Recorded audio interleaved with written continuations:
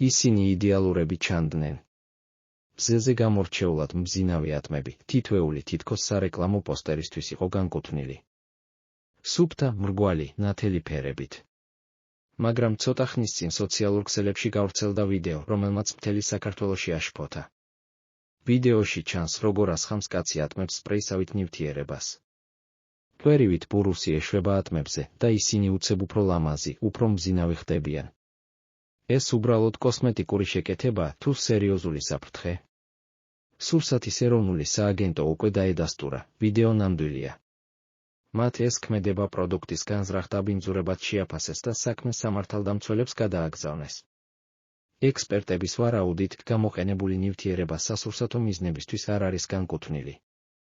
ეს შეიძლება იყოს ფერი ან ნივთიერება, რომელიც ტოქსიკურია და არც წყლით ირეცხება. ეს ნიშნავს ჯანმრთელობის რისკს. შესაძლოა, განვითარდეს ალერგია, მოწამვლა ან გრძელვადიანი ზიანი. სააგენტო ამავდროულად შეგვახსენებს, რომ ფერმერული პროდუქცია რეგულარულად მოწმდება პესტიციდებზე, მძიმე მეტალებზე, რადიონუკლიდებზე და ასე შემდეგ. მაგრამ ცალკეული შემთხვევები რჩება ყურადღების მიღმა.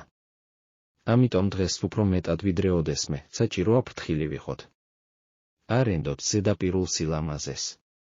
სადღაც ყველაზე უბრალო და ნაკლებად ეფექტური ატამი შეიძლება ყველაზე უსაფრთხო იყოს. დაიცავით თავი. მოიწმინდეთ ხილი. იყიდეთ ნდობით. და ყოველთვის იფიქრეთ, რას ვჭამთ სინამდვილეში.